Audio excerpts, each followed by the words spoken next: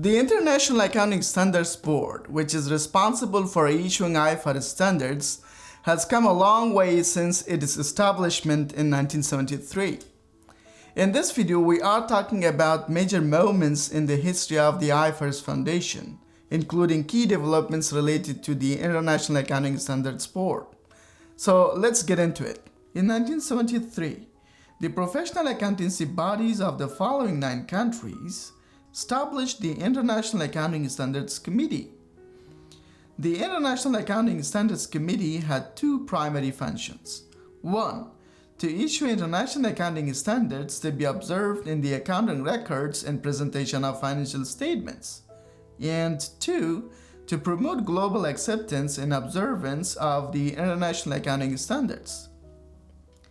In 1989, the International Accounting Standards Committee issued the framework for the preparation and presentation of financial statements, which was the first international conceptual framework. In 1995, the International Organization of Securities Commissions committed to reviewing the core international accounting standards in order to approve them for cross-border listings and offerings. In 1996, the International Accounting Standards Committee approved the formation of the Standing Interpretations Committee. The Standing Interpretations Committee was responsible for making interpretations of the International Accounting Standards. In 2000, the IFRS Foundation was established, and the chairman of the trustees of the IFRS Foundation was appointed. During that year, the International Accounting Standards Committee agreed to restructure itself from a part-time committee into a full-time accountable board. Also, the International Organization of Securities Commissions recommended the use of international accounting standards for cross-border offerings. Besides that, the number of international accounting standards in issuance reached 41 by the end of that year. Click the link in the upper right corner to watch my other video for a complete list of IFRS and IAS standards. In 2001, the International Accounting Standards Board fully replaced the International Accounting Standards Committee and adopted all IAS standards that were issued by the International Accounting Standards Committee. The board also held its first meeting that year. In 2002, the International Accounting Standards Board and the U.S. Financial Accounting Standards Board met in Norwalk, Connecticut, USA, and signed the Norwalk Agreement. The Norwalk Agreement was a memorandum of understanding between the 2 boards that acknowledged their commitment to remove the differences between IFRS standards and US GAAP and develop a set of high-quality, compatible standards that could be used both for domestic and foreign-listed companies. Aside from the Norwalk Agreement, in 2002, the European Commission adopted a law requiring all listed companies to prepare their financial statements in accordance with IFRS accounting standards. In 2003, the International Accounting Standards Board issued IFRS 1. This was the first standard under the newly structured board. A year later, the International Accounting Standards Board issued its second accounting standards, IFRS 2. This standard was developed in response to investors' questions about expenses arising from stock options and similar transactions with employees.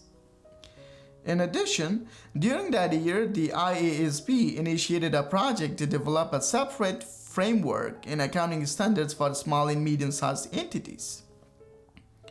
Also note that IFRS 3, IFRS 4, IFRS 5, and IFRS 6 were also issued during that year. In 2005, 25 European countries switched from their national accounting standards to IFRS Global Accounting Standards.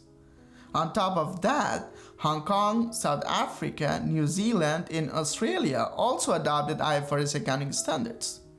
A year later, the International Accounting Standards Board and the U.S. Financial Accounting Standards Board met again and agreed on a roadmap for convergence between US GAAP and IFRS standards. In 2007, the United States Securities and Exchange Commission permitted foreign companies to report in the U.S. using IFRS accounting standards. However, Canada, Israel, Korea, Chile, and Brazil made timelines to adopt IFRS accounting standards. Also note that the Accounting Standards Board of Japan and the International Accounting Standards Board agreed to accelerate the convergence of accounting standards between Japanese GAAP and IFRS. The two boards identified differences between the two sets of accounting standards and had made considerable progress toward removing those differences. Additionally, during that year, the IFRS Foundation reported that more than 100 countries permitted or required the use of IFRS accounting standards. In 2008, Mexico and Malaysia announced their plan to adopt IFRS accounting standards. A year later, the monitoring board of the IFRS Foundation was established with the goal of providing enhanced public accountability. In addition, the IASB issued the IFRS for SMEs accounting standards during that year. In 2010, the Financial Accounting Standards Board and the International Accounting Standards Board completed the first phase of their joint project to develop an improved conceptual framework for IFRS and US GAAP. In 2011, around 80 countries adopted IFRS for SMEs accounting standard. In 2012, Russia, Mexico, and Argentina began using IFRS accounting standards. Also, the US Securities and Exchange Commission issued a work plan to consider whether or not to incorporate international financial reporting standards into the financial reporting systems for US companies. A year later, the Accounting Standards Advisory Forum was established to serve as a technical advisory board to the IASB. Besides that, the IFRS Foundation and the International Organization of Securities Commission signed a statement of protocol for cooperation on IFRS accounting standards. Also, Japan permitted all of its listed companies to use IFRS accounting standards. In 2014, the IFRS Foundation and the European Securities Markets Authority signed a joint statement of protocols for cooperation on international financial reporting standards. In addition, the IFRS Foundation and the International Valuation Standards Council also signed a statement of protocols for cooperation on IFRS accounting standards and international valuation standards. In 2015, China reaffirmed its commitment to fully converge with IFRS accounting standards. At the same time, India introduced Indian accounting standards based on IFRS accounting standards.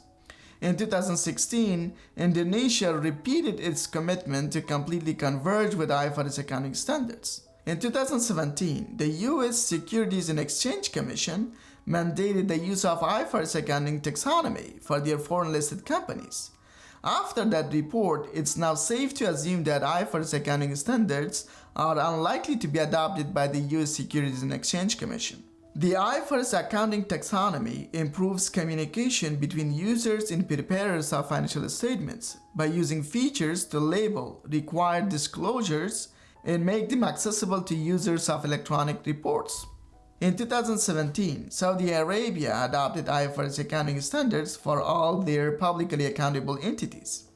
In 2018, the conceptual framework of 2010 was replaced with the revised conceptual framework for financial reporting.